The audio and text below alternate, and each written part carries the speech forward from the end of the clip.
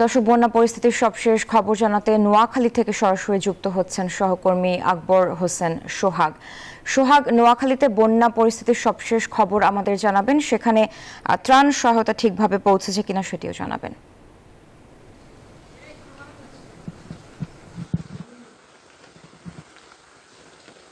ধন্যবাদ সারা, আপনি যেভাবে জানতে চাইছেন, আসলে নোয়াখালীতে গত রাত থেকে আবার টানা ভারী বৃষ্টির কারণে পানি আরো বেড়ে গেছে। আসলে মানুষের ভিতরে এখনো নতুন করে আতঙ্ক দেখা দিয়েছে। আপনাকে জানিয়ে রাখি, গতকাল মুসাফুরে সুইচ গেটটি ভেঙে গেছে।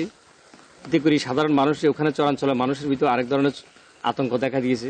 আসলে গত রাত থেকে গত 24 ঘন্টায় টানা বৃষ্টির ফলে নোয়াখালীর জেলা শহর মাইজদি সহ বিভিন্ন চরাঞ্চল আরেকটু পানি বৃদ্ধি পেয়েছে এবং পানি নামার কোনো সম্ভাবনা নাই। আসলে আমি আপনাকে যদি বলি, জেলা শহর মাইজদিকে সহ বিভিন্ন জায়গাতে বাসাবাড়িতে পানি ঢুকে গেছে। এই পানি ঢুকার কারণে মানুষের ভিতরে আরো অস্বস্তি দেখা দিয়েছে। মানুষ আসলে বাসাবাড়িতে গৃহবন্দী হয়ে পড়েছে। মানুষ স্বাস্থ্যকর অল টাইম হানিকম, সব সময় অল টাইম হেলদি লাইফ। একদিকে খাদ্য সংকট, অন্যদিকে ওষুধ এবং বিশুদ্ধ পানি এবং ট্যাবলেটের যথেষ্ট সংকট রয়েছে এবং অন্যদিকে ডায়রিয়াও কিছুটা প্রকোপ বৃদ্ধি পেয়েছে। সেটা মানুষের বাসা বাড়িতে পানিবন্দী থাকার কারণে মানুষ সাপের আতঙ্ক মানুষের ভিতরে দেখা গিয়েছে। নোয়াখালী সদর হাসপাতালে গত 3 দিনে 63 জনের মতন হাসপাতালে ভর্তি হয়েছে। এছাড়া আরও মানুষ ডায়রিয়া সহ বিভিন্ন রোগে আক্রান্ত হচ্ছে। আসলে মানুষ একদিকে খাদ্য সংকট, অন্যদিকে তাদের এই আতঙ্ক, সাপ আতঙ্ক সহ নানান ধরনের রোগের মাঝে আসলে মানুষ বসবাস করছে।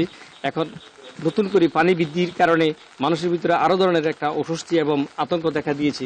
আসলে সব মিলে অন্যদিকে আপনাকে যদি আমি জানিয়ে রাখি, এখানে ত্রাণ সামগ্রিকতা আপনি জানতে চেয়েছেন।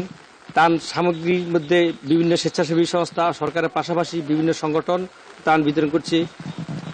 সরকারের বৈষম্য বিরোধী ছাত্র আন্দোলন, বসুন্ধরা গ্রুপ, শিক্ষার্থীরা সহ নানান ধরনের যার অবস্থান থেকে তারা খাদ্য সংকট মোকাবিলা করার জন্য তারা চেষ্টা করে যাচ্ছে। তবে সীমিত এই সংকট তারা মোকাবিলা করার জন্য তারা চেষ্টা করছে যেভাবে যে পরিমাণ খাদ্যের চাহিদা, ওই পরিমাণ আসলে মানুষকে এখনো দেওয়া যাচ্ছে না। অনেক লোকালয়ে গ্রামে মানুষের কাছে আসলে এখনো গ্রাম পৌঁছেনি। তো আমার কাছে এই ছিল আমার কাছে নোয়াখালীর বন্যা পরিস্থিতি।